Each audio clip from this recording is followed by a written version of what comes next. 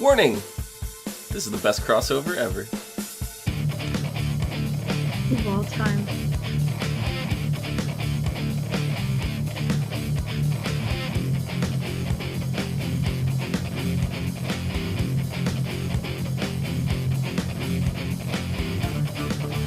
Hello, everyone, and welcome to the ASOTV podcast for Crisis on Earth X. Supergirl, episode 8. I don't remember the seasons for these shows. They're Arrow, episode 8 for all of them. Flash, episode 8. Legends, episode 8. Boom! Yeah. Boom! Right across the board. I'm your host, Clio. With me I have Dom and Nikki. How's it going? Hi. Good.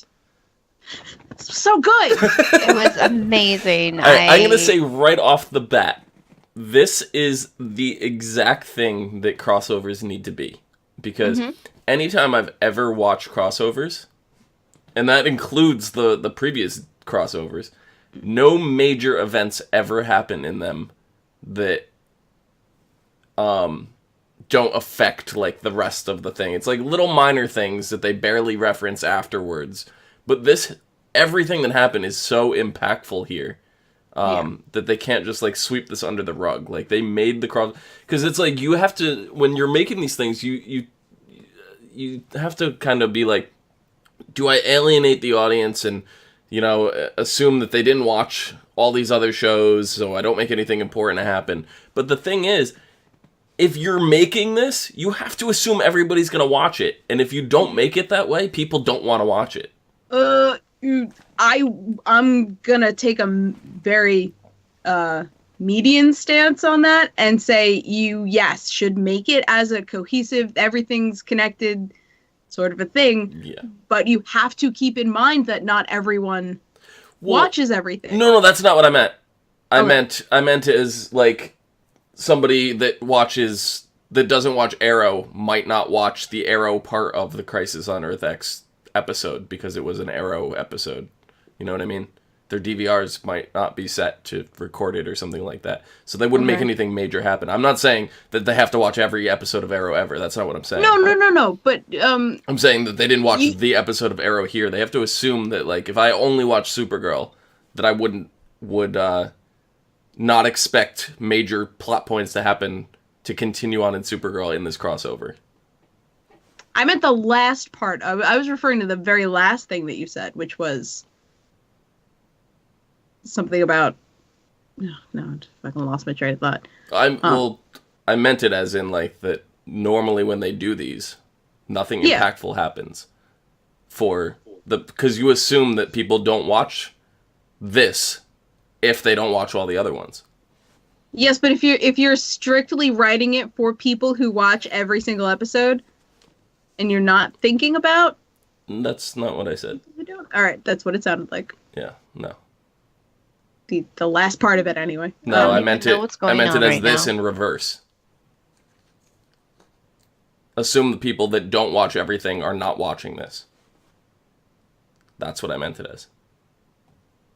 So what you're saying is that even though, like, you know, say, because, you know, Barry and Iris didn't get married, and No, they did, though. They did, but then also now Ollie and Felicity are married, and Stein died. Like, I'm saying, you only watch Arrow, so you didn't watch Crisis on Earth X because you only watch Arrow.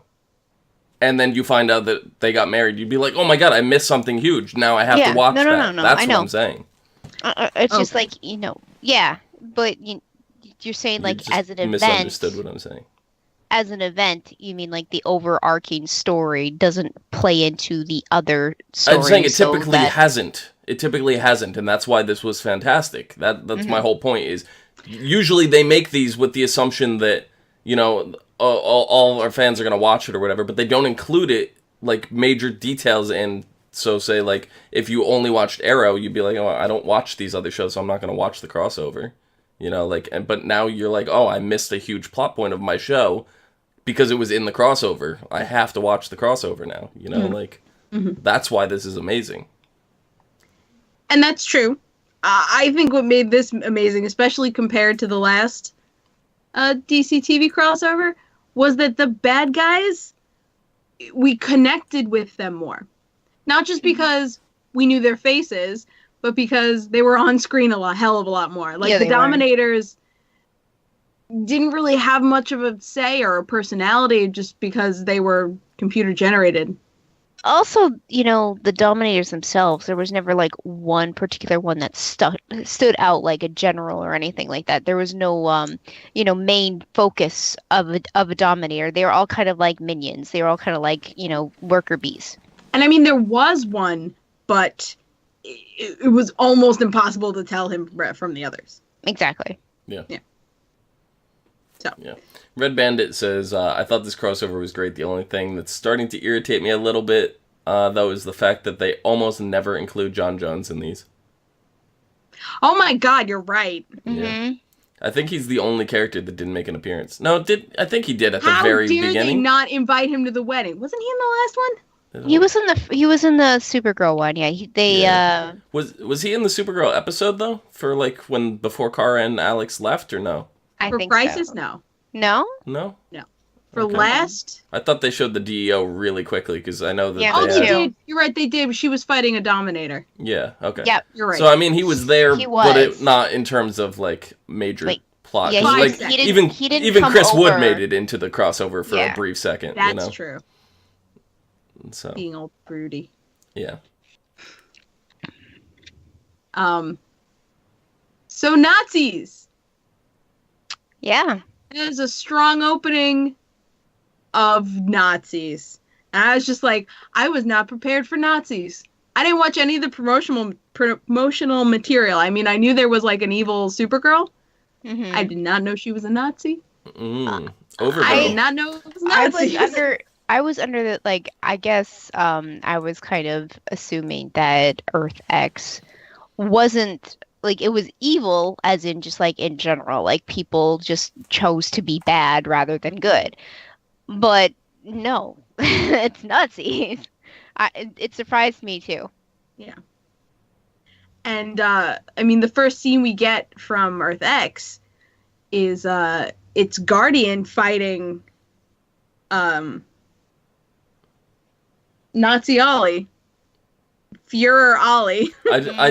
I for intensive purposes, I call them their name with the X after it. Just that's how I'm referring, like Ollie X. Ollie X. Well, I like what they came up with first for Overgirl. X girl. Yeah. Overgirl or Ubergirl? Overgirl. Overgirl. Yeah. All right. Well, that doesn't make. I thought it was Ubergirl, like French, super, but in not French, German. No. Super, but in German. No, Ubergirl. it's like Overlord, but Overgirl. Oh, that's less clever than I thought it was. Yeah. Never Yeah. mind. No, I was calling it Nazi Ollie and Nazi Kara. Okay.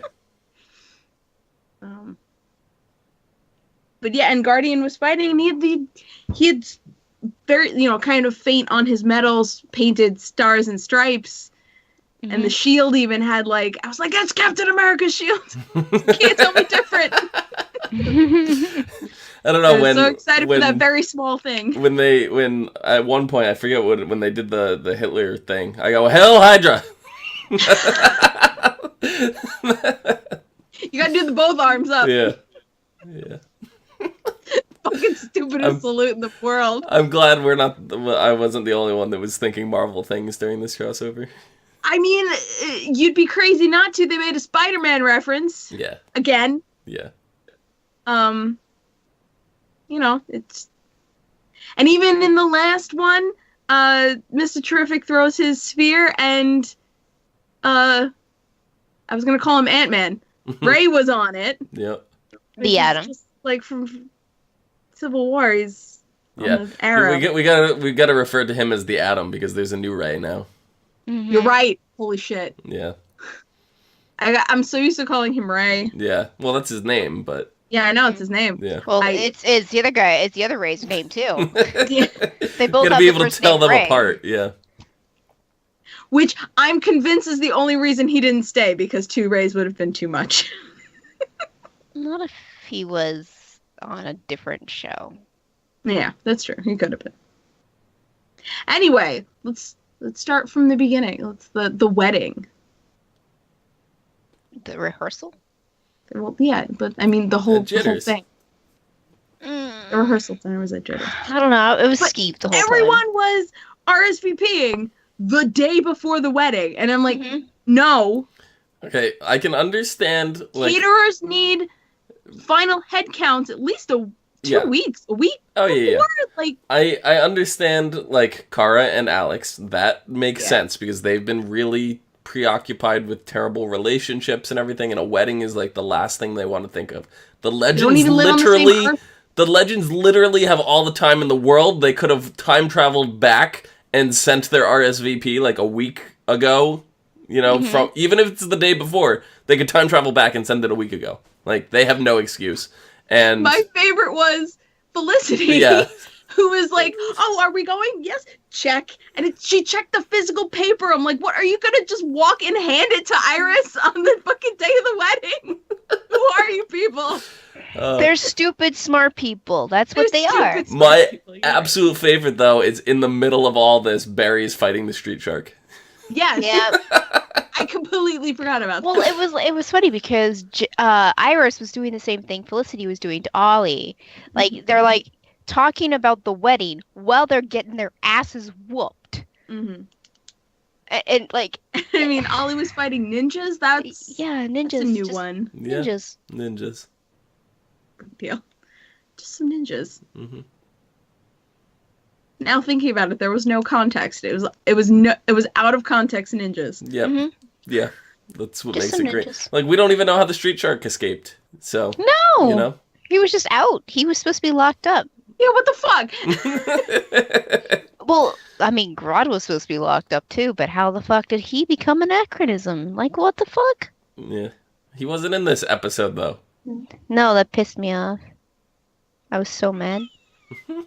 Grodd has to be in everything. He does. In perpetuity. Now that he has been introduced into this universe in general, again, after being released and he has to be in everything.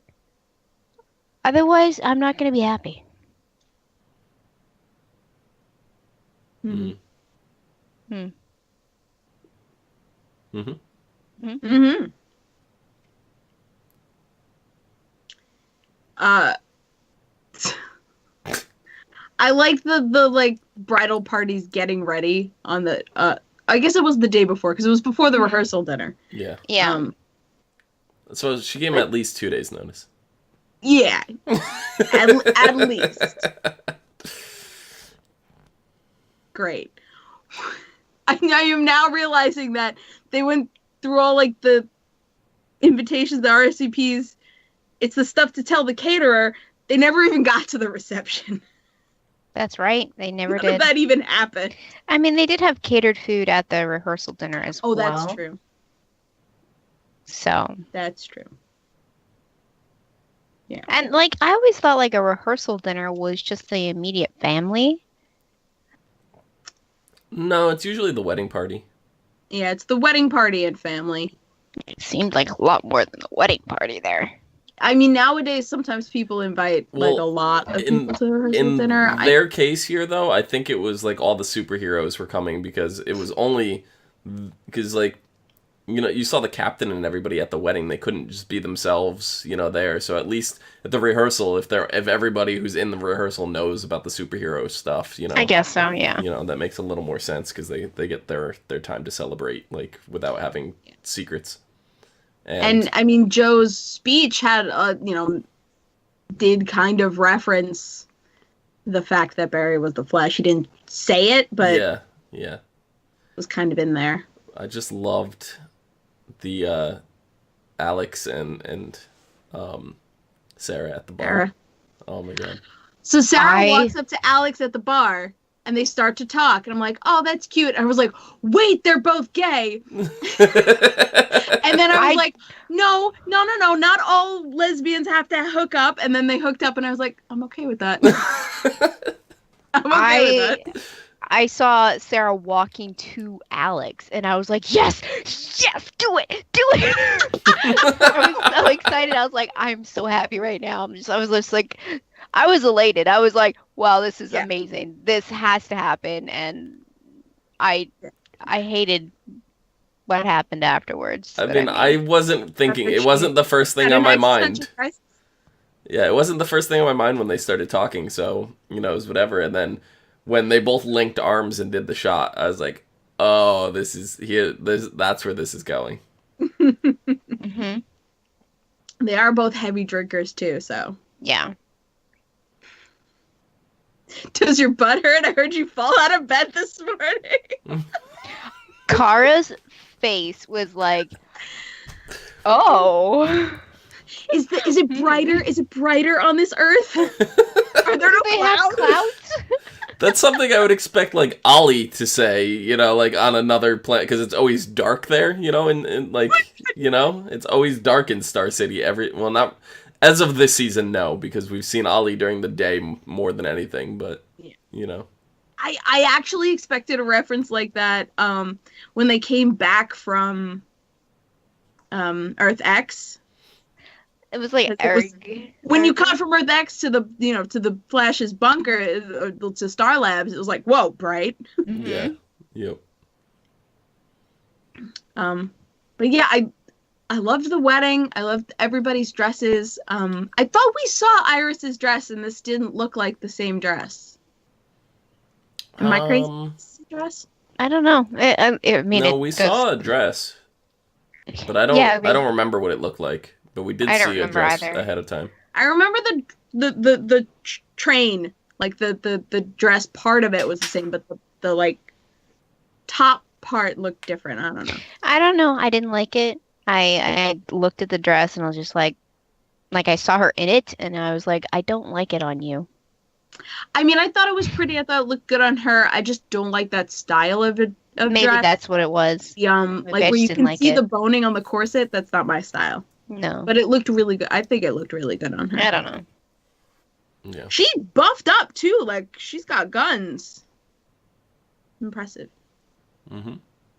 Also, her and Felicity. A good buddy duo? Yeah. Yeah. That I was not expecting that to be effective, and yet it was. One of the few episodes that exist that I did not hate Iris in. No, I still hated her.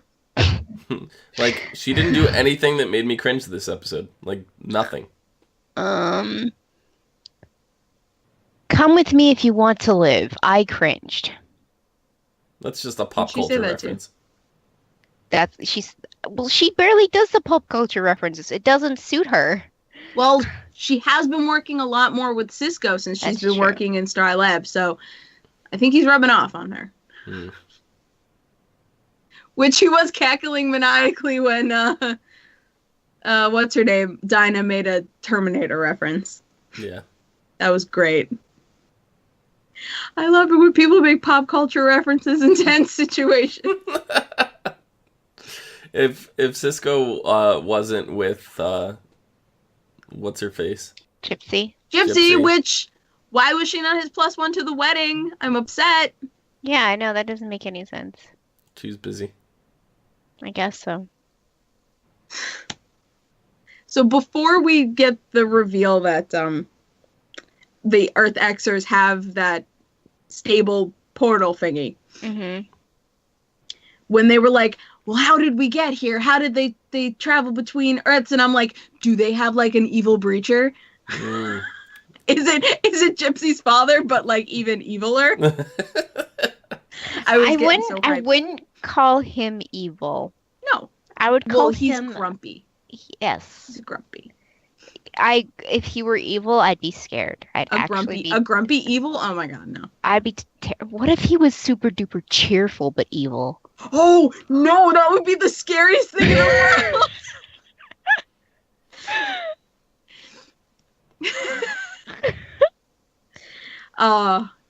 I bet if they pitched that to Danny Trejo, he would have been like, yes, please. Probably. I'll do that one for free. Probably.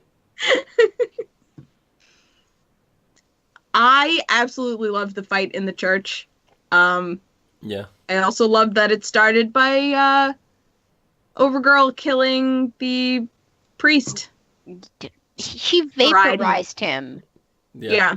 Yeah, not killing, vaporized. For a second, I was like, did she just portal him somewhere? Like, I I didn't realize what happened because it was just, you didn't even see her. You just saw a laser hit him and then he just disappeared. So I was like, did he just get warped somewhere? But no, he straight up disintegrated.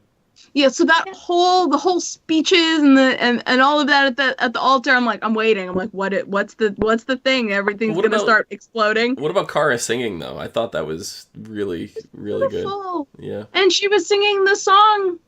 Yeah, Barry and Iris's song. Yeah. Mm-hmm. Oh God, it was so cute. Yeah, it was great.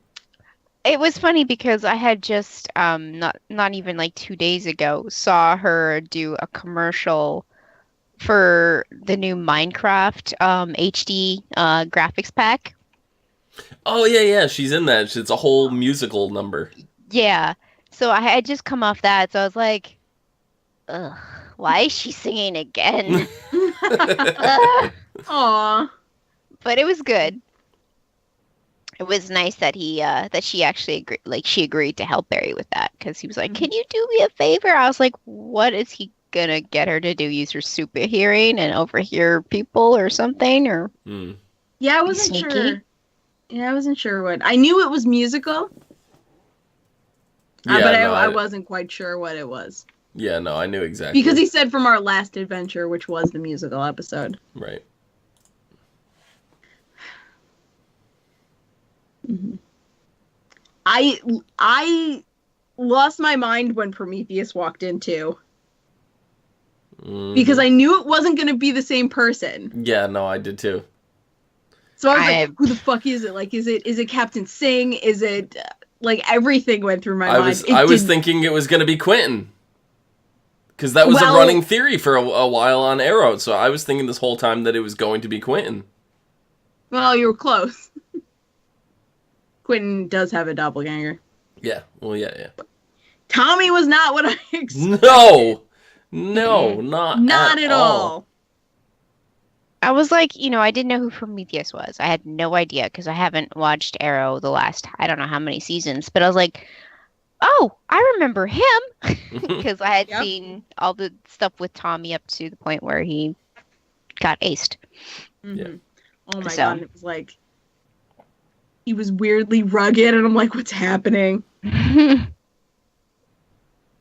He was really scary because he played the innocent card like a little too well, and then when he switched, it was super, super scary. I mean, he did that a lot when he was alive too, by making them kind of like feel sorry for him a little bit.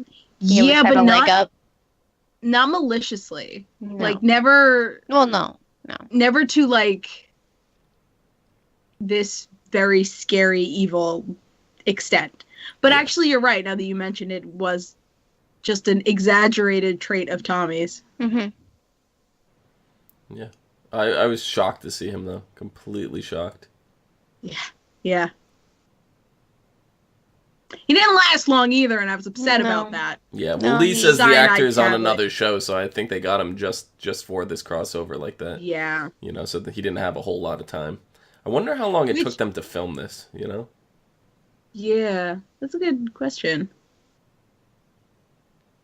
But and that's exactly why Eobard in this he's wearing Wells's face because I bet you they couldn't get the actor who plays Eobard. Probably. So they're just like slap an old face on him. Well, I love. I'm jumping way ahead, but like at the end, and he goes, "I wonder what face I'll be wearing next time I see you." So it's just like, oh, that was really creepy. I loved that. Yeah. So, but this is our Wells. Yeah, this is our Wells. I think at the end we can come that it is Earth One's Wells. Mm-hmm. Well, Earth One's Eobard. Yeah. We don't know if it's Earth One's Wells, but it's definitely Earth One's Eobard. Yeah. He literally could have just gone into Earth X's Wells and played it up, still being Earth One's Eobard. We don't know. I mean, by the sounds of it, the way he was talking, that, he's like, of all the times I've come back and saw how things worked out, this was the best option for him, was to go to Earth X. Yeah. So I'm not even going to try to get into the logistics of how he exists. Yeah, No. no. I think we're way past that. We just have to accept it and move forward. But back to that Spider-Man reference. it's clearly somewhere in the timeline after he ceases to exist in season 1. It's clearly after season 1, Wells, but it's unsure if he's Eobard. Eobard. But we're unsure if it's before or after his Legends appearance. Yeah, I'm inclined to think that it is after his Legends appearance, because during his Legends appearance, he was still being chased by the... Didn't it catch him and kill him in the Legends appearance? that particular him. Yeah. Oh, okay, so maybe it is before, but then wouldn't he still be running from it? I don't know. Not if this Wells didn't fuck up the timeline. Or this Eobard didn't fuck up the timeline like the other one did. Yeah, I don't know. I was just more trying to place where he was. So it's definitely post season 1 Flash, and after that it's unknown. I think they intentionally kept it vague as well. Yeah. Yeah.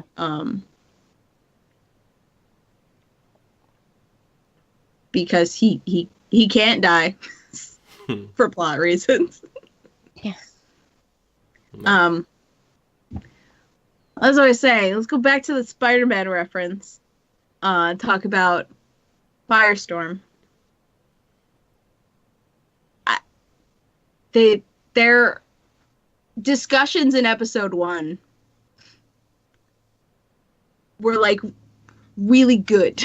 The two of them, all these episodes, really fucking good. If you had not seen Legends, you would still completely understand what's going on with them. And I have not seen Legends, and I completely understand. Well, I mean, we kind of filled you in a little bit as to, what was going on with them when you sat in on our podcast last week. But that was a lot of smiling and nodding. I understood very little of that. Mm-hmm. Well, I mean, some of the stuff led into this episode, so. Yeah.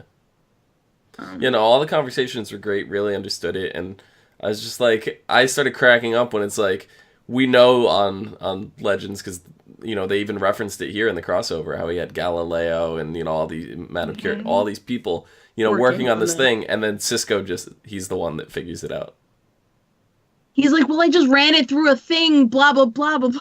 Yeah. I mean, he did take all of their findings and then make something out of it. It's not that them being there was useless. Now, is it quark sphere or quartz sphere? I thought it was quark sphere, like quark, a piece of an atom. Okay, gotcha. I think. I don't know. A lot of the science babble goes over my head because I don't know technical terms. I mean, this is why I usually watch with captions on, because of those particular terms where, in the captions, it's usually spelt right. Because, sometimes people speak English and sometimes you can still not understand what they're saying. I mean, I do that a lot. I'm sure somebody in chat knows for sure, but I was curious myself. I never actually hear it properly, so. Mm-hmm.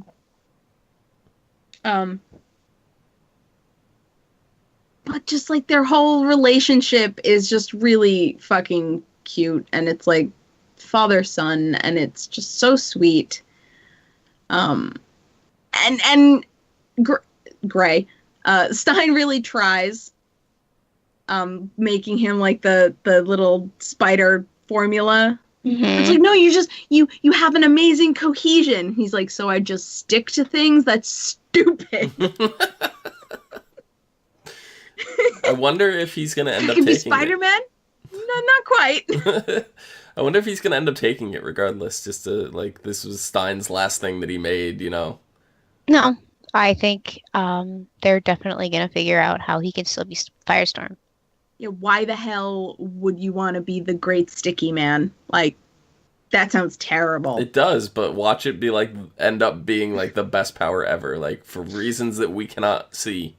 Can you just imagine he goes to punch somebody and then his fist just gets stuck in their face? And he like yanks their face back with his hand. Okay, I want this now. You just sold me. I was trying to not sell you. You did the opposite.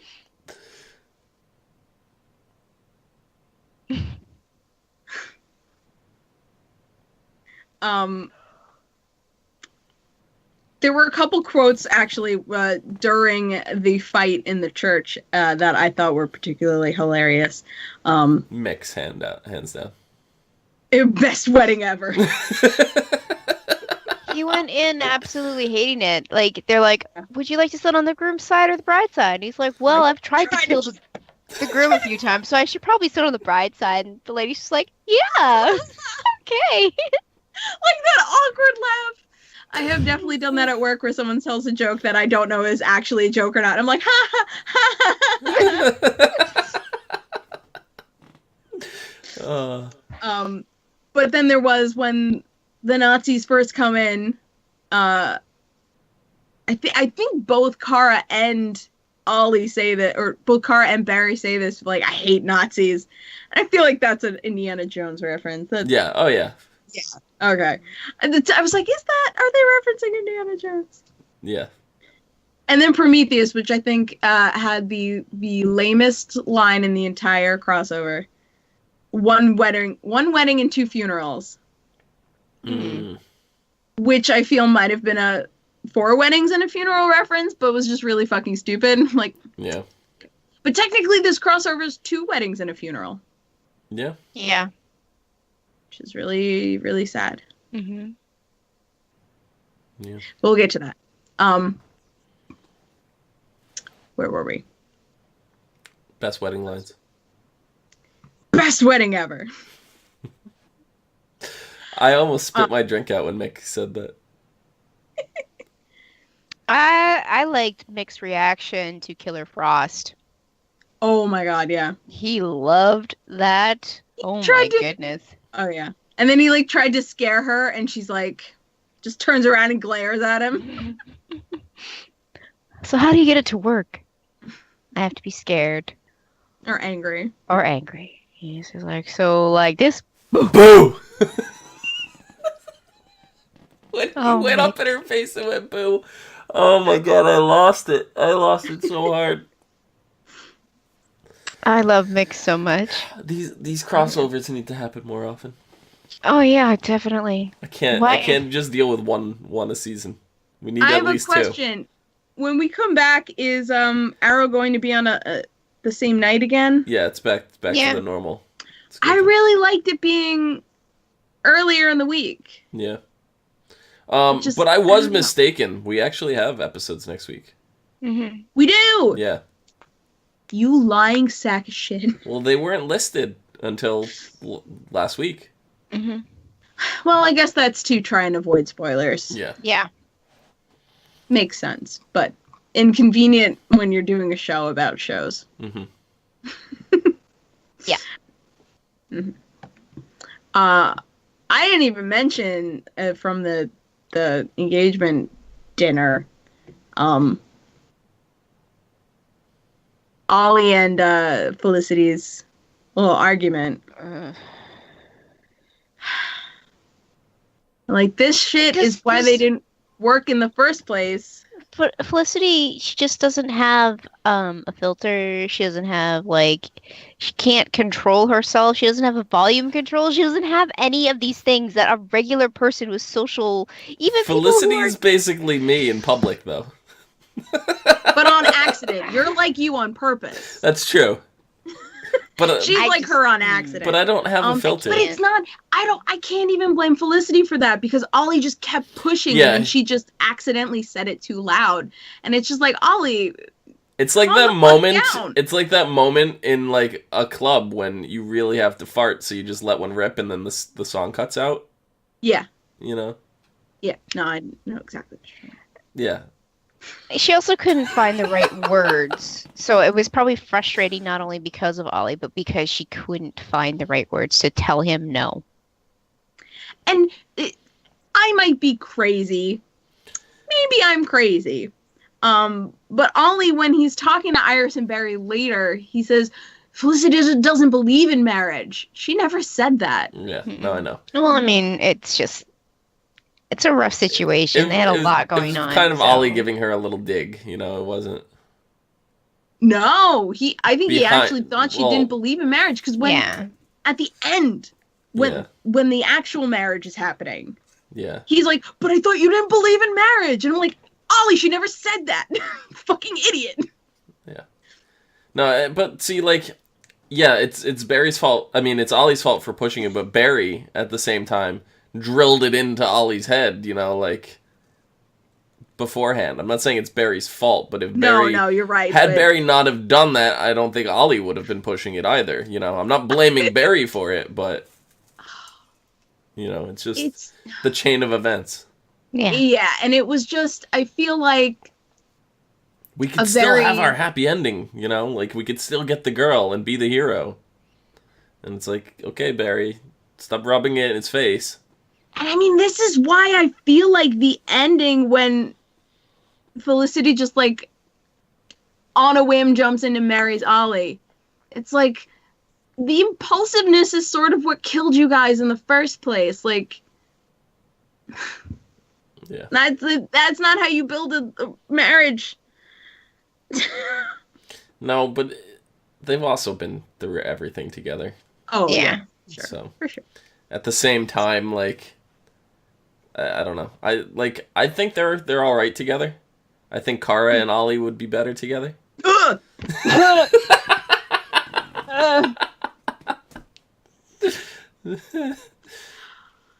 Oh, and I saw it fucking coming, and I was just like, oh no, stop. Oh, I don't know why it's so gross. Even Kara was just like, ew. Stop. Oh, it's fantastic. In the Smallville universe, whatever Earth that ends up being, Oliver married Chloe, didn't he? Chloe. Yeah. So. Oh, who is Chloe? It's Oliver. I mean, it's Clark's like Clark's tech guru. It's Clark Cisco. Yeah. Okay. Cool. Or Ollie's Felicity, however you want to look at it. Yeah. Mm-hmm. I love everyone's got a tech guru, you know, on the team. Like, to a degree, you have to. To a degree, like on Legends, it's Jax. You know, like he's the guy who fixes up the ship and everything. Like, he's the engineer. He's the engineer. The tech guru. I guess it's Ray. Is Ray. Ray. Yeah. Ray Palmer. Mm-hmm. The Atom. You need the guy in the chair. Another Spider-Man reference. You're welcome. Mm-hmm. Yeah. And I mean, I forgot where I was going with that. Anyway, I absolutely loved Alex, like, being nervous about, like, interacting with Sarah the next day. It wasn't even, she was nervous with interacting with Sarah, but she was also nervous about even talking to it with Kara, or about it with Kara. She was, like, really awkward, just all around. If she wasn't punching things in the face, she was stammering over her words. Yeah. Well, because she was so whenever concerned. she was punching things or doing her science stuff, she was fine. Yep. She was so concerned with it being, you know, a one-night stand, and she didn't want to be that girl, you know, and, you know, I get where she's coming from. She needed it, though. Yeah. You know, I'm not advocating everybody needs to go out and have a one-night stand, but sometimes, honestly, that's just what needs to happen, and not in, like, a mean, disrespectful way. There's a respectful way to go about having a one-night stand, you know what I mean? Yeah, and I kind of don't qualify that as a one-night stand. In my mind, a one-night stand is you have sex with someone and then never see them again. Mm-hmm. This is sort of like a fling. She had a fling with Sarah. Yeah, it was more of a fling. Yeah, because then they fought together and it was badass, so. Yeah, they ended up being on a team together, and they know each other now, and it's no longer a one-night stand. It's a fling. Which Sarah using the incense on a chain as a weapon was the coolest thing. Oh, yeah. It was fantastic. That was amazing. That was so cool. Mm-hmm. And just how they ripped their dresses to get ready to fight, I was like, yes. Simultaneous. Yeah. She's an It's easier for assassin. Kara. Well, Kara I'm had a nice certified in flow 30-something weapons. Can we get Alex to become a legend next season? Oh, that would be great. But in that scene where that you were talking about, where oh my God, what is her name? The sister, Alex. Alex? Oh, shit, having a rough day, guys.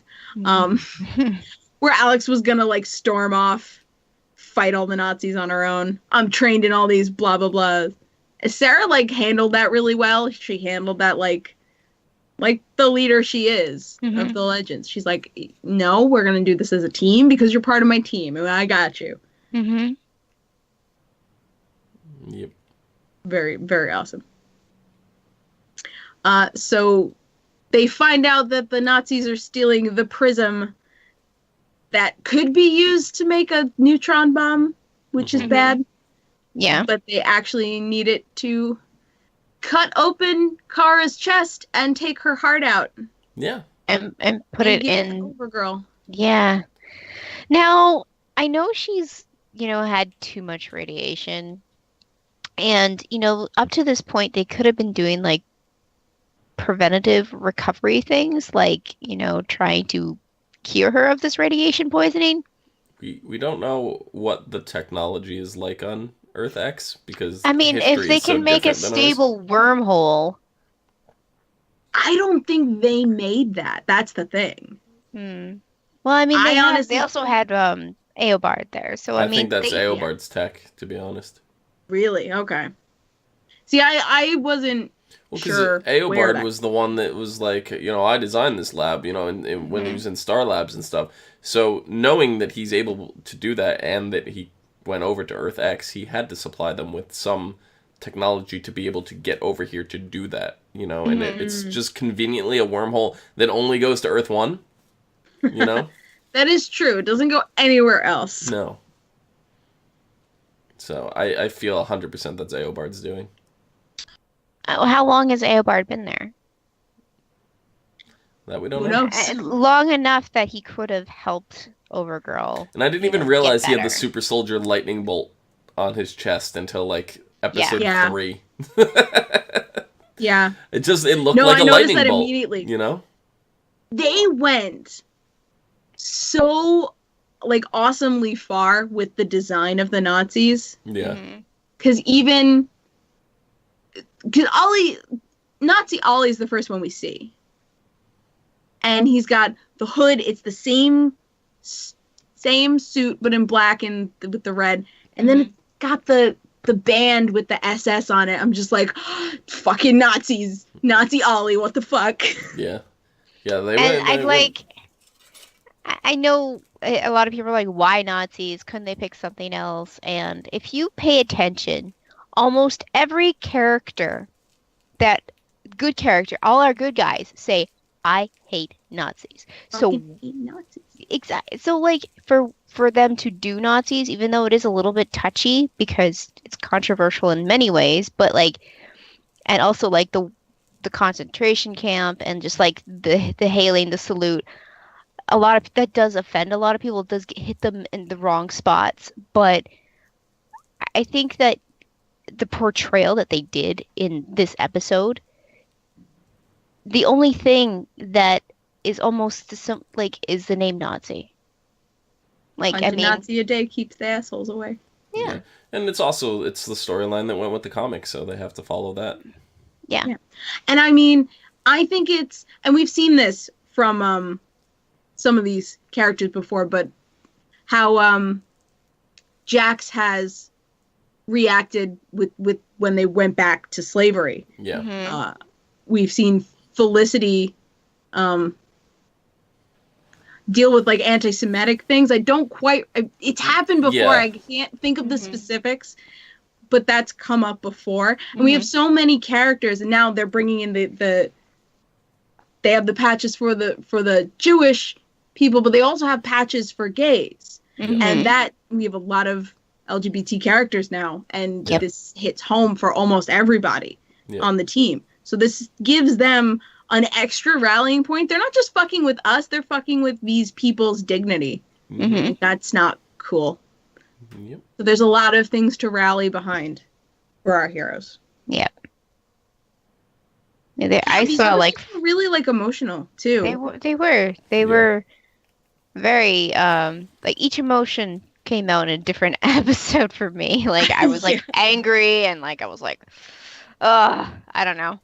It was I had a pretty weepy day yesterday, and I watched the last 2 episodes yesterday, and up to the point of the very last episode, I was just done. I was like, you know what? I've already had a day full of crying. I was just click.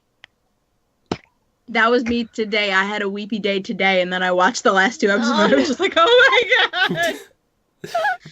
Like, I know we knew Stein was going. Yeah. You know, but we didn't know he was gonna die. Yeah, we didn't know that's how he was going. No. I mean, we'll talk about it when we get to that point. But I kind of knew it was coming. Mm-hmm. I like Sarah's new costume. How new is that? Is that like slightly new or? It's been going on for at least 2 seasons now. 2 seasons. Yeah. No. Yeah, she had it last season on Legends. I watched last season. I don't remember that costume. No, she had it. She had the. Whatever. Yeah. Fine. Anyway, I like her costume. Yeah. I think she got it at the end of last season. Oh, that's probably why I don't remember. Yeah. Probably saw it for a little.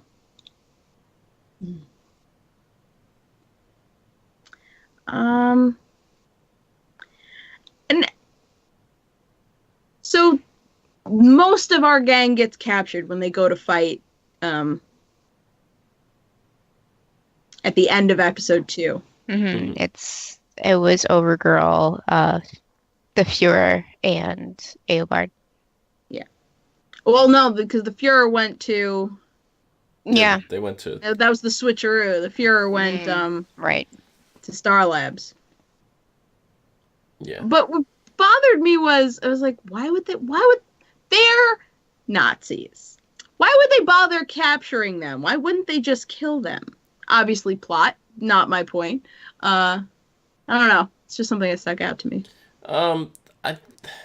Well, because they went over there and they had the power dampening collars on them. Mm-hmm. And I think it's, like... Overconfidence? You could kill Oliver, but some of the other ones, like Barry, you're going to have a harder time killing him because he regenerates and things like that.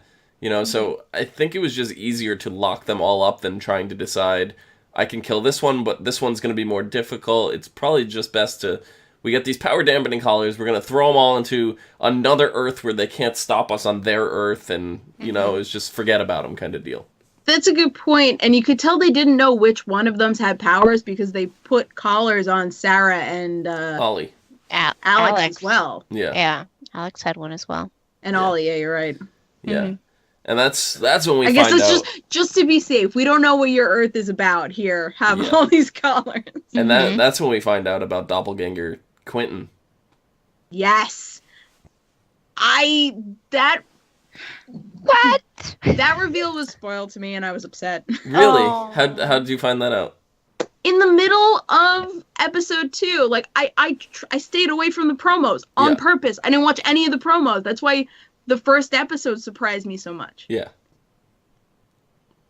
I was watching them on the CW website, and in the middle of episode 2, before episode 2 was over, it showed a preview of episode 3. Yeah. So I saw Quentin, I saw a bunch of stuff, and I was like, fuck! Yeah. Thanks! Yeah, I saw them all captured before they even got captured. I'm like, great, thanks. Why CW? Why do you I don't know. That? I'm going to write to them because I watch it on the website a lot. Yeah. And that bothers me. I understand, them showing previews for further Riverdale episodes because it's not the same show. It's like... Yeah. God! Yeah, because that's happened to you before. You've been in the middle of watching, like, Legends last season. Yeah. And then And you they get a spoiled preview Arrow. for the next episode of Legends before your episode's even over. Oh, that's right. It was a Legends thing. You're Yeah. right. Yeah. Yep. I just, So, That is frustrating. but yeah, whatever their algorithm is sucks. yeah, but then at this point, like Quentin had taken them all to a firing squad, and That was really tense. it was. Mm-hmm. That made me tense. Like, just knowing that they were lining up to do that, Mhm. I was like, oh, man. I knew it wasn't going to happen, duh. But, It's like all the just trenches below the lead them and up. everything like that. At first, the way the angle and the lighting was, I thought that the trenches were actually like bodies and stuff piled up I there. thought it was bodies, too. Yeah. But later we see them jump into the trenches and there was no bodies there. So I was Yeah. like, that was just some weird lighting, I guess. But I mean, that's a very World War II thing Oh, that yeah. happened. Oh, yeah. Yeah. Oh, yeah. So, And they are moments away from getting shot. and I'm the whole time I'm thinking, I'm like, who's the hero? Who's the hero of Earth X? Oh, it's Citizen Cold. Yeah, I got so excited. I was like, oh, I sort of forgot he was in this. Yeah, no, I didn't forget. I just didn't know he was. I didn't know how they were going to introduce him, kind of. Yeah. I think I asked like 3 or 4 times for both episode 1 and 2, not together, like separately. So like 8 times I asked, "Where's Citizen Cold? Where's Citizen Cold? Where is he? Like, I want to see him." Yeah. Yeah. No, it was fantastic. And he goes by Leo Snart here. And, Yeah. You know, I'm Leo. And I like, Barry's like, so you're the doppelganger? And he's like, no, I'm just Leo. And I was like, who are you? and then So good. He's so good. and then we find out that he is in a relationship with the Ray. Yes. So that was As, kind of surprising. yeah. Actually, no, I was not surprised at all. As soon as he, I mean, we knew from the onset that Ray was gay. Mm-hmm. And then they jump in the trench and he's like, takes the collar off and Snart says something to him like shine baby or something. I don't remember what it was, but I'm like, oh yeah, you two are totally smooching. Yeah. So now I'm curious how this is gonna work because we know that the Ray is getting an animated series and that is debuting in December. The 7th, I think. Something. I'm trying to find the date right now. Wow, that is soon. Yeah, it's really yeah, soon. it's really soon. So, we should do Vixen before that. Yeah, we we're still gonna. haven't talked about Vixen season We're gonna. 2. We're gonna. Yeah. Don't worry. But I don't know. I can't find the date right now. But I was just like, okay, and then we find out that he's from Earth 1. Mm-hmm. Yeah. And I That was like, a cool reveal. Yeah. So, what was his name? Raymond Terrell, I think it was. Yeah. Yes. And then what really got me is at like the end of it all, he went back to Earth X, and Snart or Leo, whatever we want to call him, stayed on Earth 1. I think for purposes of differentiating him from, our Snart, we should call him Leo. Yeah. Mm-hmm. Well, okay, so Leo, he stayed by, and at first I was like, okay, maybe he's just staying by to attend the funeral. But then he didn't go home at the end of the crossover, so Yeah. I'm curious. I expected if he's Ray to gonna be stay around. with him. Yeah. Yeah, Well, I did too. I feel like now we're probably going to start the Freedom Fighters series on CW Seed with him either returning home. It's going to come with the moment he comes through the portal to come home, or something bad's going to happen to Leo and that's going to force him home. Like that might be the reason why he comes home. So I don't know, because it's going to be weird to get a Freedom Fighter series if we don't have both characters, And I find it weird to put Leo in the Freedom Fighters, to be honest. But they could. We don't know. So. But I don't know. Do you think we're going to see... Do you think Freedom Fighter series is going to take place on Earth X, or is it going to take place on our Earth? I hope it takes place on Earth X, actually. Because it does make sense, because they will... Because, they're fighting for freedom there. Simple as that. I think it is taking place on Earth X. I'm scrolling through the wiki. Okay. Well, I'd seen the cast that we're getting some of the other characters, but we're also supposed to be getting Overgirl. So, knowing that Overgirl is dead here, it seems like this might be a prequel to. It is, yeah. Because Oh. I mean, it says Stephen Amell's Dark Arrow. Mm-hmm. So I'm assuming it's a prequel. Yeah. Or at least will contain flashbacks. Because I know that kind of happened with Vixen as well. Well, Vixen's supposed to be in it as well. Mr. Terrific, I know. Red Tornado, a bunch of characters that don't, so. Let's talk about Red Tornado, because Red Tornado shows up in this crossover, and I'm like, no, that's the real Red Tornado. What was that bullshit on Supergirl? Mm-hmm. Like, this is what I'm talking about. Yeah, this was the real Red Tornado. Yeah. I don't remember the Red Tornado from Supergirl. Because it fucking sucked. It was the worst. It was season 2, so it was last season. And, it was the army made a thing to stop super people, and it was just really dumb. Yeah. But this Red Tornado is he was spot pretty on. cool. Was it season 1? Lisa's season 1. If it was season 1, there's a good reason why. I probably don't remember because I didn't watch the first half of Season Girl. Yeah, season 1 through Supergirl. Yeah. Yeah, it was season 1. It probably was one of the ones you missed. Yeah. Yeah, it's General Sam Lane. Yeah, you know what? That might have been the episode we found out that was her dad. So that was pretty early on. Yeah. Yeah, episode 3. It was the episode's called Red Face. Episode 6. Oh, 6. So, yeah, okay. It was really early on. Yeah. I know that Nikki didn't start watching until the Red Kryptonite episode. Mm-hmm. That was her first It was a episode. good ass episode, though. Yeah, that was a great place to start for her. Good episode. So, but yeah, no, this Red Tornado was great, and then seeing Barry and Ray fighting it, I absolutely love that, like how they use their powers together. Where Barry shot the lightning bolt and Ray turned it into like a conductor, to create like a lightning storm almost. Yeah. And I watched the whole thing and I was trying to figure out, I knew the Ray from something. Like, I was rattling my brain.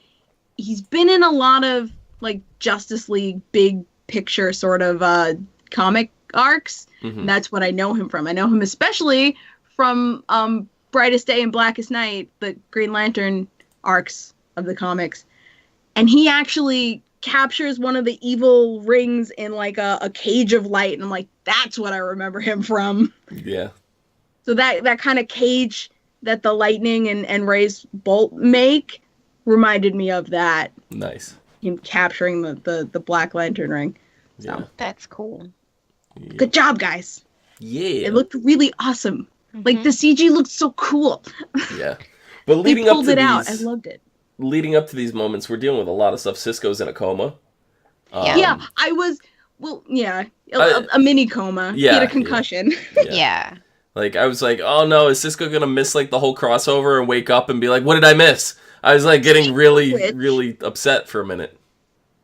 But speaking of comas, we thought that Thea was waking up from her coma in time to be in the crossover, and she's not in the crossover. Right, yeah. I got really upset about that one. Yeah, I only just realized that. Yeah. There's so many characters in this. Oh, I know. There's so many. So I really can't blame. But, like, having Cisco awake during this, with the ability to breach to any world and everything, really kind of, really would have made things way too easy for them. He could have breached in, rescued them all, even with their power dampening collars, sent them home, figured out how to take them off. Like, so putting Cisco into a coma made it easier from a story point of view. I think that if the only other way to do it would be force him to wear the power dampening collar for longer than everyone else wore it. Yeah. But that obviously would have been too hard. So him, A, being unconscious, and then B, being in a the cell of his own design. Yeah. Mm-hmm. So I get what they did. This is one of those things where Cleo mentions all the time. Lazy writing.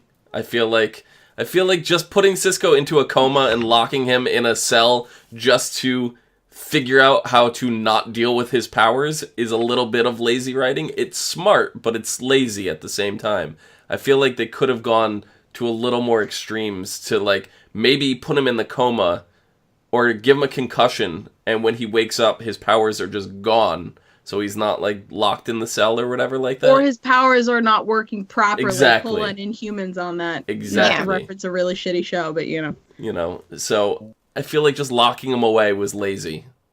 So. And here you're all gonna see how biased I really am. I claim to be really, like, smart and know all this stuff. It's all, like, personal bias, but that didn't bother me. Mm-hmm. So I'm not calling it lazy writing. I'm capable of being objective. I think it's a lot more fun to be subjective. Yeah. I don't know. I would have liked Cisco awake through more of it. Is probably, I think that's personal too. So I kind of like, though, that he was locked up and that Harry was locked up and he was throwing the ball and Cisco, like, got irritated. I thought that was is that a like, ball? it's hurting. Yeah, is it bothering you? Are they like this all the time? Wild dog sitting in the cage with them? I was just like, oh my god. So that was the first time I've seen Curtis in his suit. Like, I've seen Mr. Terrific, yeah. Yeah, Mr. Terrific. It's the first time I've ever seen him as Mr. Terrific. And I didn't like him. Yeah, I'm not a big like fan of his all. costume either. To be completely honest. I always feel like the T on his face just looks really weird. I get the concept. I understand it's cool from that. It just doesn't come off looking good to me. You know? But the rest of the suit I'm okay with because he's, like, idolizing his favorite wrestler kind of thing. But the big T on his face is a little too much. Honestly don't notice it anymore. It's just become part of his face. Yeah, yeah, that's true. If it was a helmet, you know, it might be a little different for me. But the face paint is just, I don't know. That's what gets it to me. I think it is actually a mask. It's not just face paint. It is actually a mask. It's like latex. Yeah. It's like liquid latex painted on his face. Well, they lay the thing over and then they put the makeup to make it stick to his face. Yeah.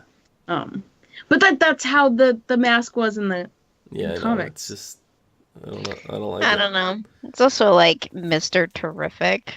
Yeah. Well, like you said, somebody meant it's Ray, a little you just took your pretentious. name and put the in front of it. Yeah, Mr. Terrific, that's a little pretentious, don't you think? You know, he's like, I'm idolizing my favorite wrestler. But I think this was Nikki's also her first introduction to Wild Dog. Yeah. The guy in the hockey mask. Who the fuck? I was like, who the fuck is that? I think is exactly what I said. All you have to know is he's awesome. Yeah. Okay. Think of Ninja Turtles. Think of Casey Jones. Okay. And just put him in, like, body armor. And then I'm a little sad that his mask is a little darker. Like, I wish his mask was a little lighter so you can really tell it's meant to look like the hockey mask. Yeah. Like, it doesn't have to be white, but I think if it was a gunmetal-y gray or something like that, you'd be able to tell more that it's a hockey mask. Yeah. Yep. But we had, I think it was Lee Silver in chat had mentioned that Felicity and Iris were all John McClaning it up in the air ducts. Yeah! You know what was really funny? In the episode before, when, like, they're in the hallway and they're like, oh, Nazis are here! I'm like, I didn't think of them crawling through the air vents, but I thought about the air vents. Yeah. And then it cuts back and they're in the air vents. I'm like, huh. Yeah. I was like, oh, why? This what was going through my mind was, I really miss Alan Rickman. Hans Gruber, yeah. Can you imagine if he was still alive, they got him to come in to guest star as, like, one of the Nazis for this episode? Would have been fantastic. He's another actor I forget constantly is dead. Yeah. All the time. Yeah, it's unfortunate. But I think that would have made some of these Die Hard references really hit home. Yeah. You know? But yeah, so they're in the middle of just about to give Kara the operation, to give Kara X, Overgirl, her heart. And what really hit was because this whole, I know for Cleo, you know, not so much. She understands that Kara's been going through a lot, but for us, who actually had to deal with Kara in episode 1 of the season, you know, and saw how bad Kara was taking the loss of Chris Wood, Monel. And you know, for Overgirl to say, you know, why do you care if we take your heart? You're not using it. I was just like, ooh, that really hits. Like, that was because we saw how bad she's been taking this. Yeah, and then she goes on about loneliness and you know, taking care of other people before yourself. And see, that's what Kara focuses on, not having someone to couple with. She's not alone. Mm-hmm. And that's the thing that really pisses me off about her character. She has all these people. She has a family that is not even, like, not all of them are, well, none of them are blood, but they're all her family. And she's like, oh, I'm so alone because I don't have a boyfriend. And I just want to punch her in her fucking face. because Because I always think about stuff like that, and then I remember I am in a long-term relationship, and it's hard for me to remember being single. Yeah. oh, I remember. I remember very well. And I don't think there might have been a day where I was like, I'm lonely. I always had people around me that, you know, cared for me. So that's why it's like, you know, she's Everybody there. handles it differently, though. That's like, if true, you go through a but- major breakup, some people fall apart. Some people just go out and try to forget it. You know, everybody handles it differently. I'm one of those people that party harder than... And for these two to see what I'm like just normally, as a normal... What my normal is, anyway. Normal? I was gonna say normal. Well, yeah, my normal. None of us are normal. Honey. Then imagine this times 100, and that's me after a major breakup. You know. I don't know. I just feel like, you know, Kara being who she is, what she is, would have a little bit more resilience and realize that she has more than just Monel to be beside her. Yeah. And I understand now everybody's like, oh, but he's married too. I'm not even talking about that. I'm talking about before. Like, he mentioned episode 1 of the season. She was just, I didn't want to watch anymore because she was so bad. Yeah. That's why I said that line really hit us harder, because we had to deal with that, you know, like, you know, I'm not saying that it took away from Cleo's either, because it didn't take away. It just added more for me, Nikki, and Rachel too, who's not with us tonight, but she's in chat. You know, so that was really a more powerful line in that regard. And, you know, just before they try to cut into Kara to take her heart, the power goes down. And we know that this is because of Felicity and Iris. Mainly Felicity. Iris basically was, I know my way around the air ducts. I don't know how. She's never been in the air ducts before. But I think she now knows Star Labs enough to be like, okay, if that's this room, if I turn around, that's that room, that's the other room. I mean, even though she's not the same level of intelligence as Felicity, she's kind of doing the same thing for Barry as Felicity does for Ollie. When there's an alert, you know, Iris is there at the computer saying, okay, this is where you gotta go, this is what you gotta do, he's heading this way, she's going this way. It's, you know, it's the same thing. Yep. But then we find out that Felicity encrypted the power lockout. So they attempt to bring Kara out into the sun, and this is where Metallo comes in. Right? And correct me if I'm wrong, this is the first incarnation of what the quote-unquote real Metallo has been, because in the earlier seasons of Supergirl. I think it was last season, right? We had Corbin as Metallo. I forget his first name. John? I think it was John Corbin. We had him. It was more of a human thing, and then shortly after that, we had another Cadmus scientist become. Oh right, Metallo. Him. Okay. Yeah. So they were very humanized Metallos. They were not full robot cyborg like this one. But I absolutely loved the battle. However short it was, but the battle with Metallo, with all of the teams. Everybody fucking teamed up on him. Was cut his head off. Fantastic. That was great. It took so much to get his head to come off, though. Like, it took, like, there had to be more than a dozen of them there. I'm sitting there going, there's a lot of fire on this team. Like, you had Heatwave, you had Firestorm, you had who else? Somebody else was shooting fire. Well, too. No, at that point they didn't have Firestorm. You talking about the end? No. This was the battle with Metallo. This is before. Oh, I thought it was in Star Labs. No, this was still in Earth X. Sorry, I'm jumping ahead. Go on. Yeah. Yeah, I was jumping ahead too. But no, Firestorm was like they were all like, and then it's just like, oh, here's Killer Frost. I'm like, can she even freeze anything with all this fire going off? I don't know, but she made another fucking ice bridge, and I thought that was fucking amazing. Yeah, she made an ice bridge right up into a spaceship. Yeah. It was dope. Yeah. But actually, we had the just before that we had the Arrow X cave. That thing was fantastic, except for Win X. What, you didn't love Angry Win? No. I didn't dislike him. I loved Angry Win. Freedom Fighter General Shot. Did not like. I thought he was fine for someone who's been dealing with this bullshit all his life. Yeah. I mean, and he is now a general. He has every right to be fucking grumpy as shit. And I didn't hold it against him. I thought it was actually nice because, he's instead of taking orders and being kind of snively and just geeky, he's the one that has the strap on whoa. The gun strapped on his leg, and he's wearing denim, and he's the one that looks like he would be a general and the one giving orders rather than the one taking orders.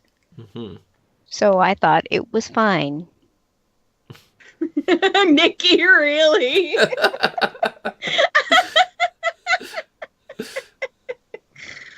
all about that strap on. Yeah. I loved Win, who was not afraid to tell everyone no. It was more of doing this. I didn't mind him until he was like, all right, you guys can have an hour, and then 10 minutes in, it's like, never mind, you're not getting your hour. That's a dick move, Win. I don't care who you are on another Earth. I do not like you right now. So I was kind of upset with that. I think something happened in order for him to change his mind, and that's why he said, screw it, you guys are done.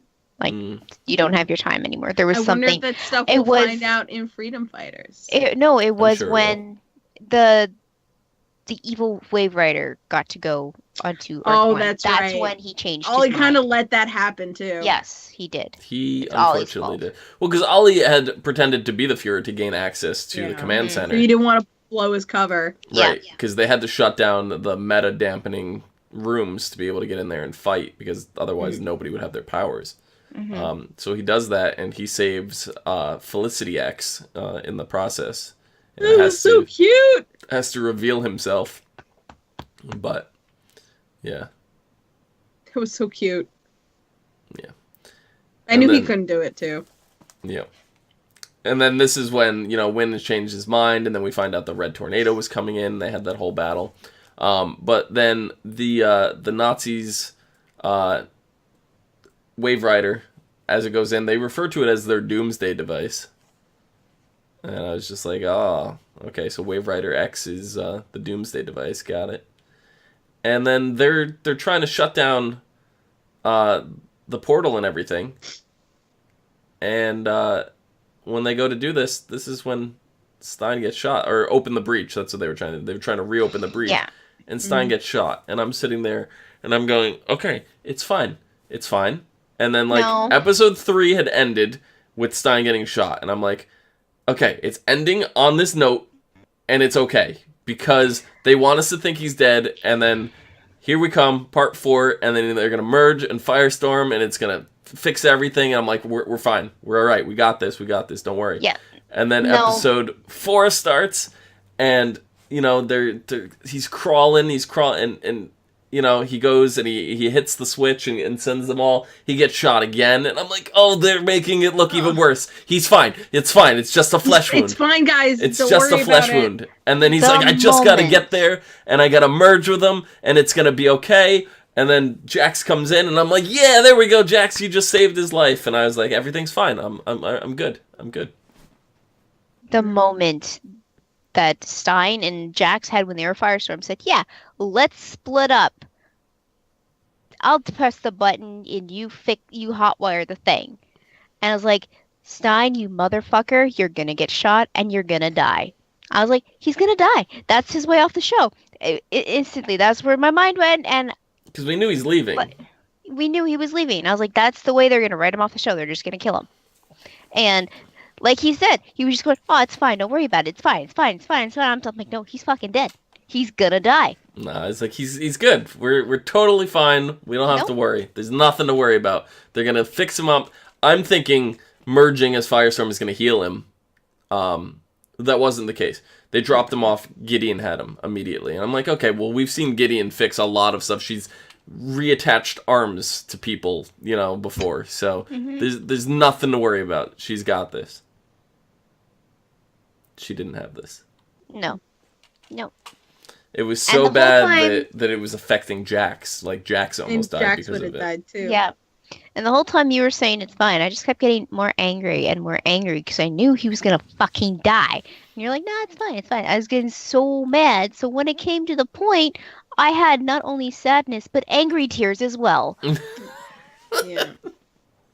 So I was just Honestly, like, I didn't lose it until Jax went to talk to the wife and daughter. Hmm. And that was what I was like, oh, no, I'm gone. Yeah. And then his speech at the funeral, too. I'm like, oh, here comes the tears again. And it's like, Stein is the character. I mean, I knew how involved he was, but, like, you don't realize he touched everybody's life. Yeah. Even Mix.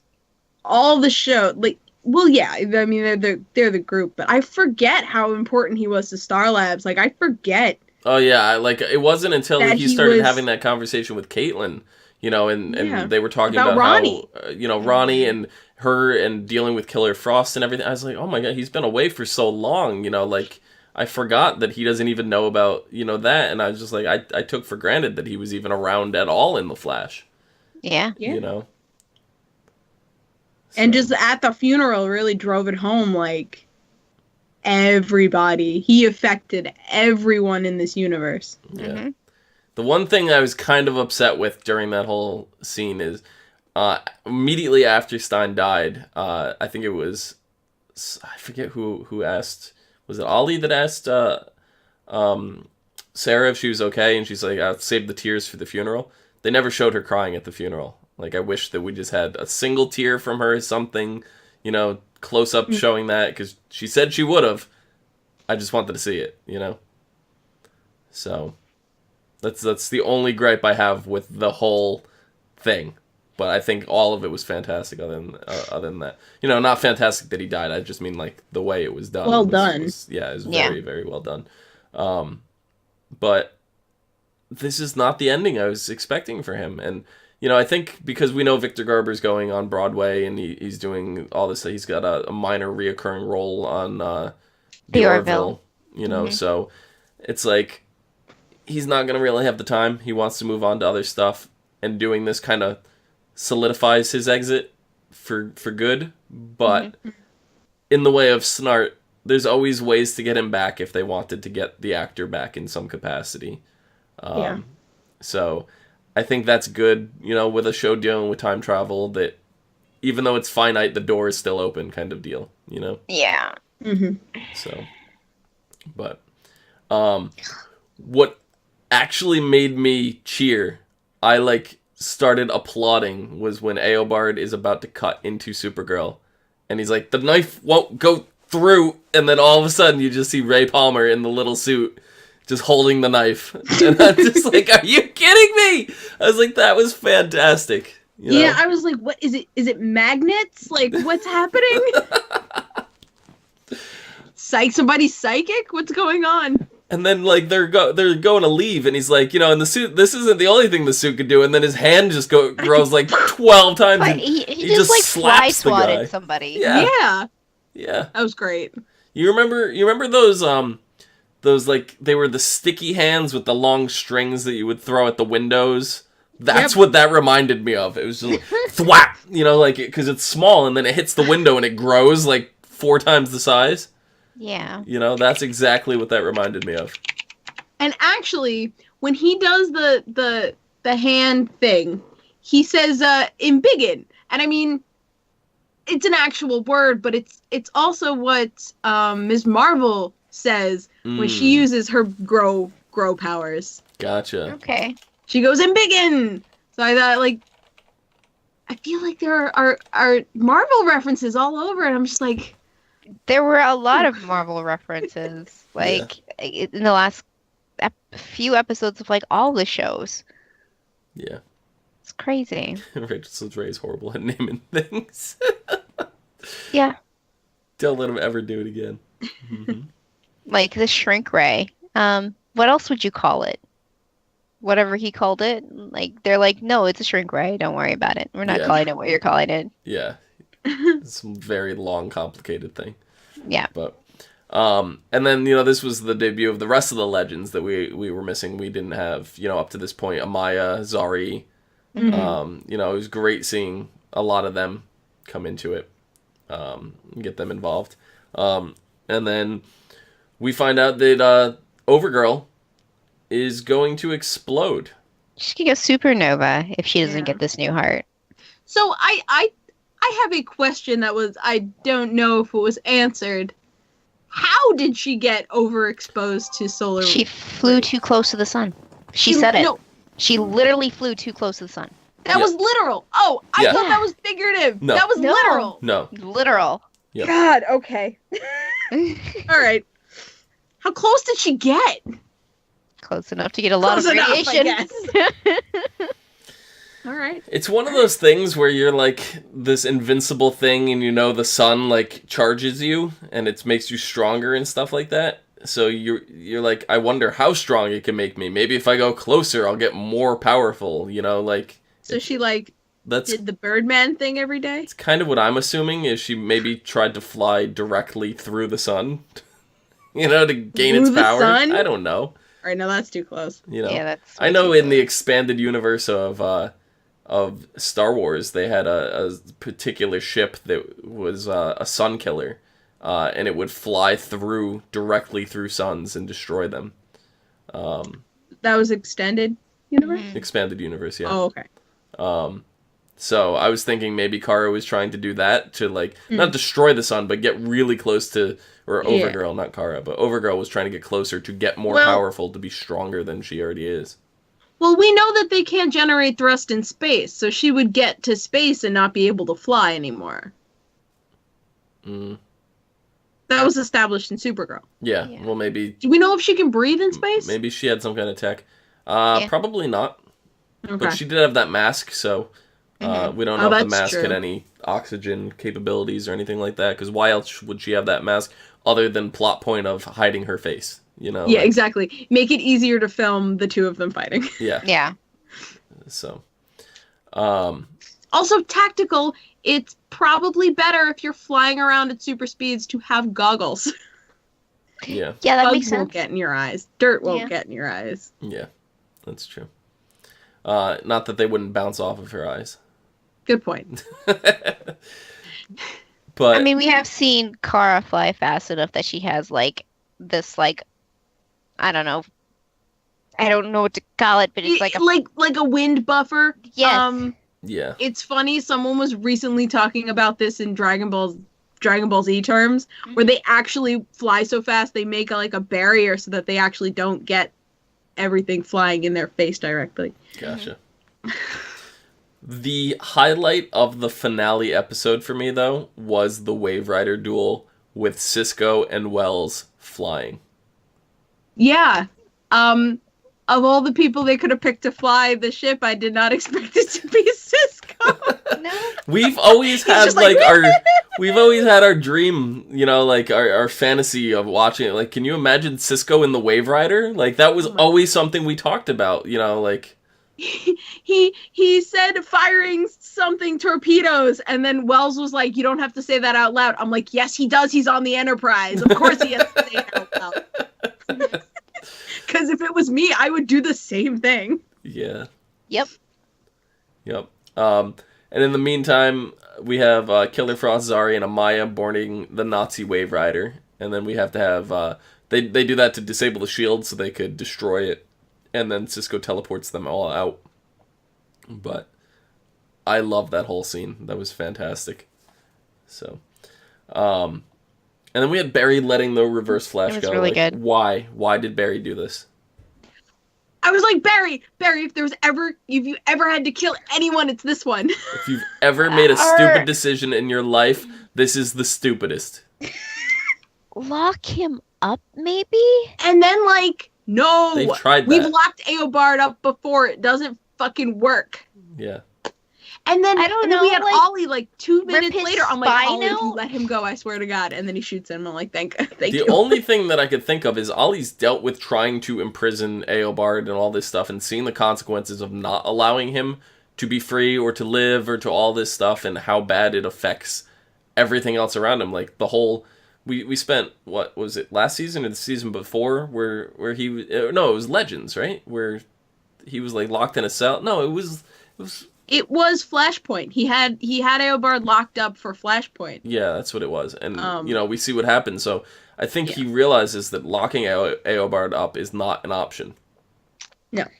And Barry can't bring himself to murder. Yeah. That's not who he is. I mean, I say it's the stupidest decision Barry's ever made, but at the same time, it's a very complicated decision, Yeah. That's also a very complicated issue. Barry's made a lot of uniquely stupid decisions. Yeah. But, in terms of this, yes, of course, it's really difficult, because if he killed him and it caused an even worse catastrophe, there's no way to unkill him. At least locking him up, if bad stuff starts happening, you can let him go, but I think he didn't even want to deal with the semantics. He took it as a victory and just let him go. So. Yeah, and I mean, he's seen what happens when he locks him up. Yeah. Yep. Yeah. So then Overgirl is about to explode. Kara flies her up into the atmosphere, and I was like, Wells, you gotta take her up, and away. Away. The way the inflections he used on those lines was perfect. Oh, it was so good. It was so good. Up and away. And then Kara's falling down, falling, and I go, oh, there's a crater about to happen. She's gonna fly through and come out the other side of the Earth. That's what I'm thinking. And when the poof, I was like, that's a very small crater for her falling very, very far, and then it's just the dust settles and it's Nate. It's just Nate standing there. The Man of Steel. It was only appropriate the Man of Steel catches the Girl of Steel. How dare he? He is not the Man of Steel. The thing is... That's what they've been calling him this season. Are you... Really? He's Captain... Isn't he Captain Steel? Or no. Commander Steel? No. I think he's Commander Steel, but they've been calling him Commander Steel. Yeah. Oh, come on. Man of Steel is Superman, people. Yeah, we know that. Before he even said that line, I threw my arms up and I went, here we go! I was like, there's another coupling that we're never gonna see. Yeah.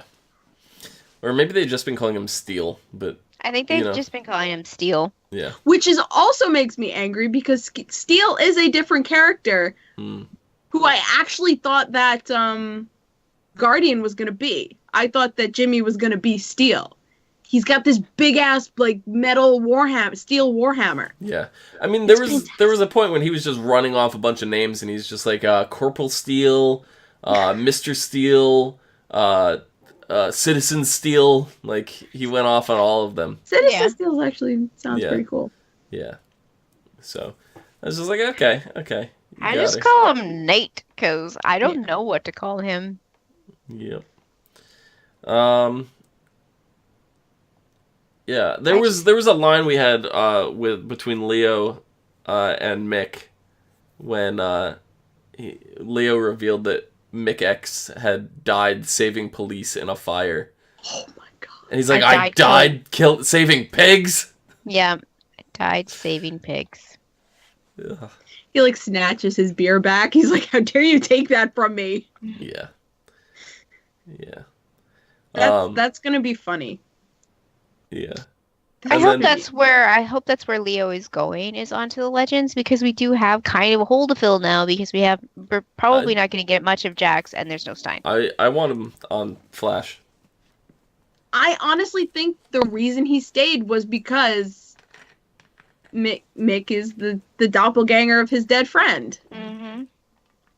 I believe that's why he stayed. What if we found out that they were actually lovers on their Earth? On Earth X. Leo and Mick. That would complicate things.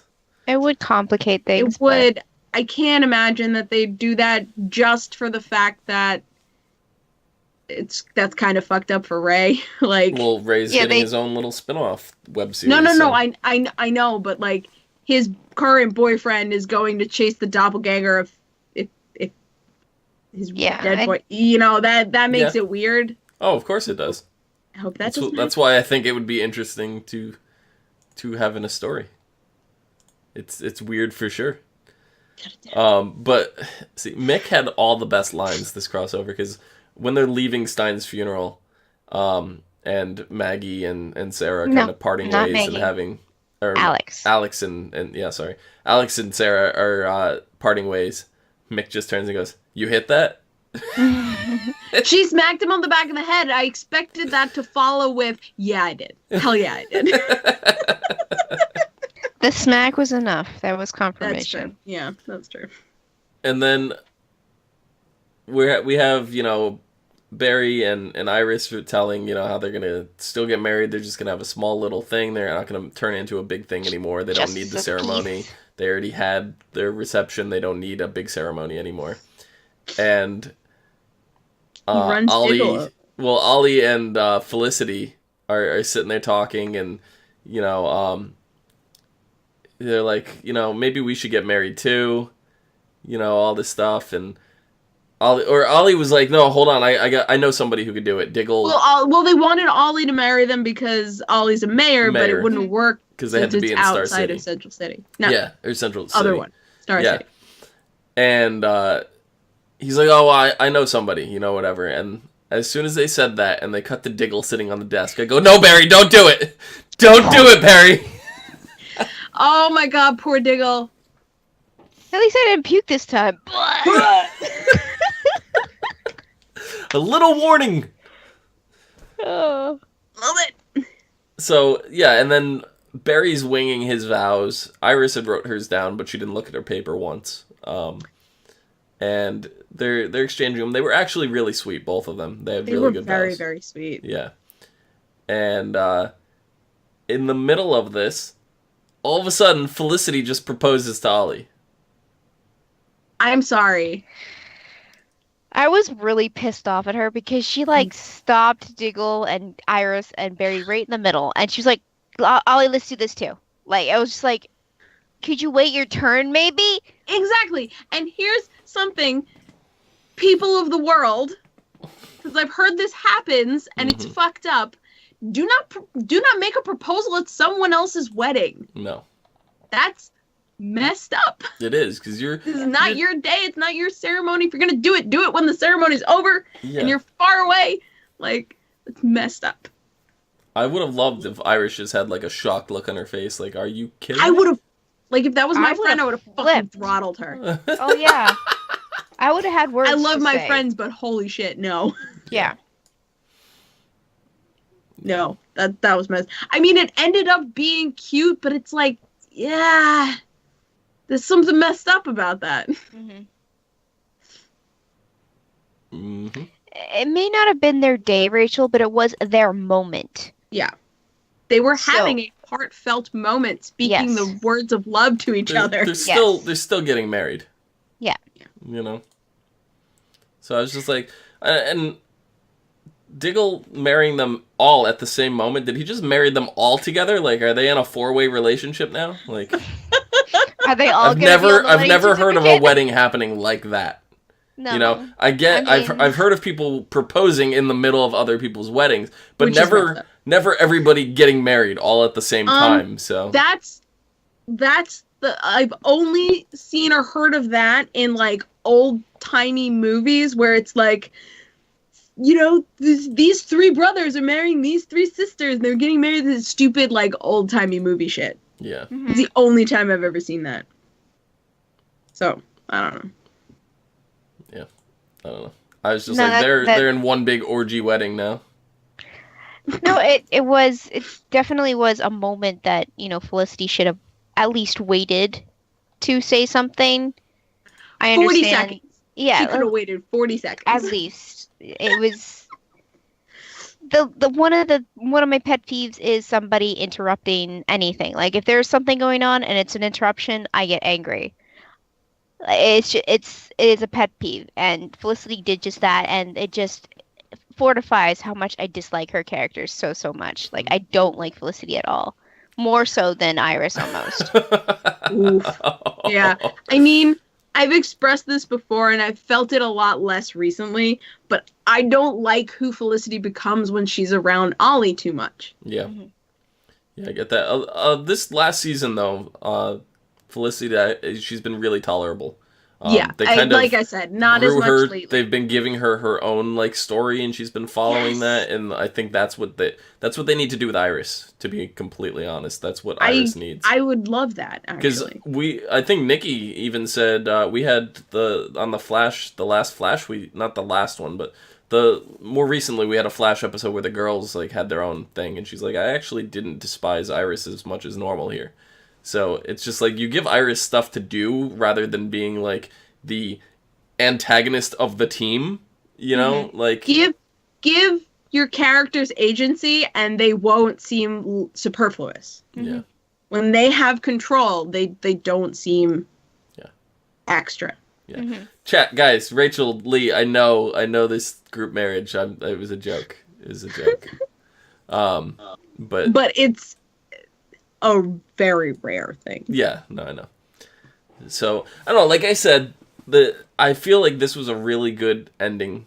You know, everything. I feel like this whole crossover was fantastic. Like even the ending, like getting everybody, you know, especially what I do like, and as much as I don't like how it happened, I do like the fact that we had the surprise marriage between Oliver and Felicity, because that now carries over into Arrow. So the Arrow people have something substantial to go back to now. Like when Arrow picks up, the crossover changed their characters. You know what I mean? Yes. Like, so moving on here, we have something substantial to walk away from.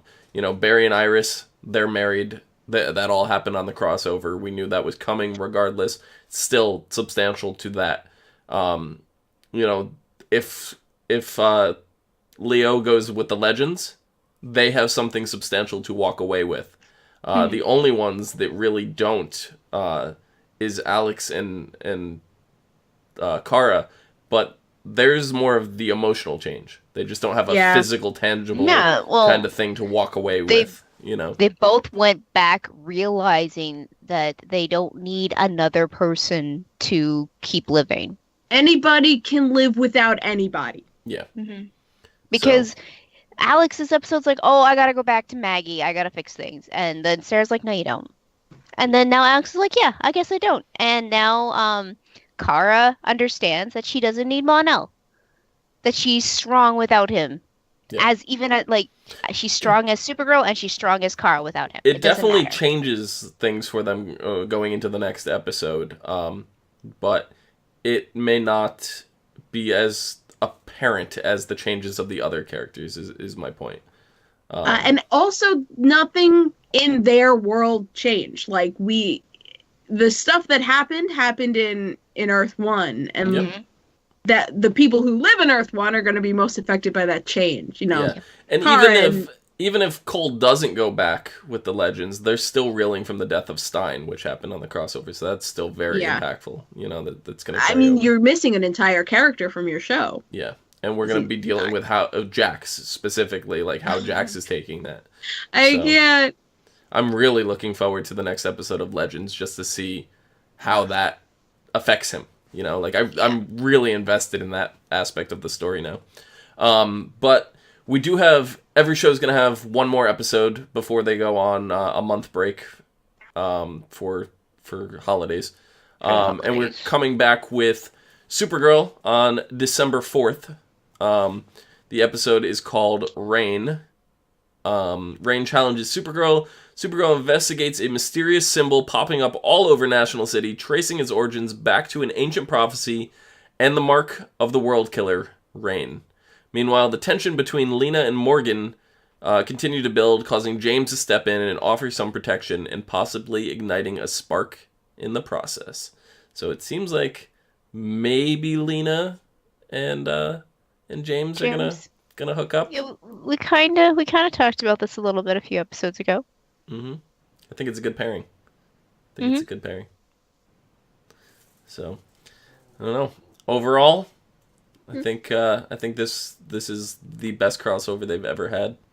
I think this is done exactly the way it needed to be done. Sure, some episodes of it were not as strong as others. Some were more action-packed, some were more story, but it had something for everybody in there. And I feel like if you only watch one of these shows, you still walked out with this being really impactful to you.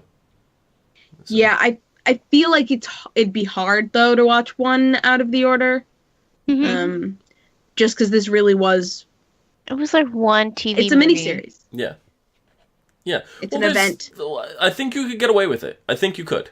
If you only watch Supergirl, you're going in there and you're kind of following Alex. Like, I don't know any of these people, you know, like you got her to rely on, you know. If you're only watching Legends, you're really focused on that story between Jax and Stein, that you're not too overwhelmed with everything else. Like, that is like your focus, you know. You have something major to walk away with there. If you only watch Arrow, you know, we had a thought you meant only watch one part of this crossover. No. Okay, yeah, no. I was like, I think that's what I thought you were talking about, not too. Watch all 4 parts. No, I'm talking about if you only watch one of the shows. Yeah. And you know, if you only watch Flash, you know, it's Barry and Iris' wedding. It's, you know, like you had something. It had something for every show. I don't think anything was left out here. Sure, certain things are going to impact more than others. Stein's death is going to carry on in Legends way more than, like, Felicity and Ollie's marriage, I think. You know, I could be wrong on that, but, you know, we'll see. But I think that about wraps it up. Yes, it does. But I do want to mention, next week, we're going to do another experiment, guys. We're going to do all 4 episodes same way we did tonight. We're going to see how that works out before we go on our break. If it works out well, that's going to be our new format. Talk about all these shows together. It's something we've been talking about for a little while. Made sense for the Crisis on Earth X crossover. I don't see any other way we could have handled that. We're going to try it next week. If it doesn't work out, if it feels too whatever, we'll go back to the normal format, coming back from the winter break. But it's an experiment we're going to try. So, with that being said, you can find me down below at Phenomenon, Phenomedom. Cleo, where can the people find you? We have to do outros. Yeah. Wait, who's next? Me? Yeah. Nikki? Yeah. Cleo. No, it's you. Oh, you can find me at Cleomoto. Yeah. And then Nikki. You can find me on Twitter at LadyVenom24, LadyVenom24. And you can find us all and more on Facebook, Gmail, G+, Twitter, MySpace. down below, Discord, and right here on both YouTube and Twitch at /ASOTV podcast for some more podcasts for some of your favorite TV shows, games, and movies. Till next time. The hell are you playing with, Cleo? It's a little lotus flower that lights up. Oh. Oh.